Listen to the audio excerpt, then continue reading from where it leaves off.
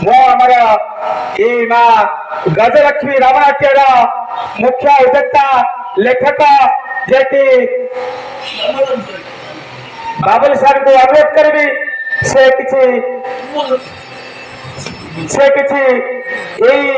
जो अनुष्ठान अक्लांत परिश्रम गाड़ी उठी से ए विषय किसी आप को वक्तव्य देवे।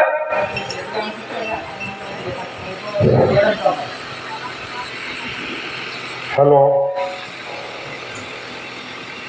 सुधी दर्शक समाज खाली तो आम गहन दर्शक समाज नहुति से आमर पथ प्रदर्शक गुरुजन भाई के मौसा के दादा के मामू ये सब गुरुजन लघुजन माँ मौसी भाई भौणी कुनी कुनी पुओ झील नाती नातुणी भरी छोट छोट पिला माने एठारे आमर हर पार्वती अनुष्ठान उपलक्षे आयोजित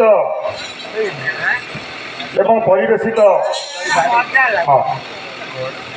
एठारे अनुष्ठित रामलीलार मुख्य उद्योक्ता आम अनुष्ठान माँ गजलक्ष्मी रामलीला परिषदर मैनेजर एवं आम राज्यस्तरीय जड़े मूर्ति कारीगर एवं कलाप्रेमी श्रीयुक्त ध्रुवचरण विश्वास अनुष्ठित होती ये अनुष्ठान विषय में कहबी धैर्य सहित आपण मान शुणिले 24 वर्ष तले ये अनुष्ठान आरंभ होता यार मुख्य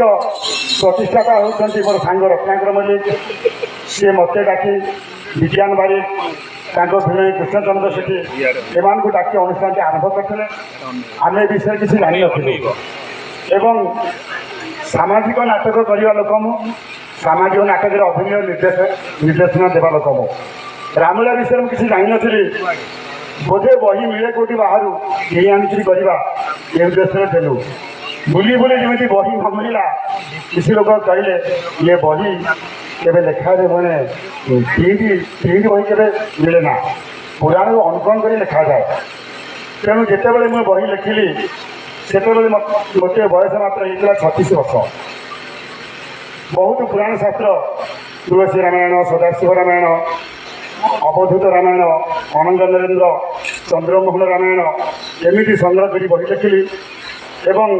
स्वर गीत रचना निर्देशना कृष्णबाबू सहित मझे नानी भूमिका अवतरण होती कृष्णबाबू दी जन रत्नाकर सहयोगितार जहा हो आमर ध्रुवचरण विश्वास और विश्वास बाबू ये 6 वर्ष पहले आम गहन को आसी आमको बहुत साहाय्य सहानुभूति करी आम अनुष्ठान को समृद्ध एवं परिपुष्ट कर मंच उपर आमर गुरुजन को उपस्थित मुझे उत्तरोत्तर उन्नति कामना करने सहित दीर्घ जीवन कामना करुचे एवं हर पार्वती निकट में ये प्रार्थना करुचे देह सुस्थ रहू एवं से सरस सुंदर जड़े मूर्ति कारीगर राज्यस्तरीय मूर्ति कारीगर एवं कार्यक्रम सेमती ईश्वर कृपार कार्यक्रम सेमती चली था ये कही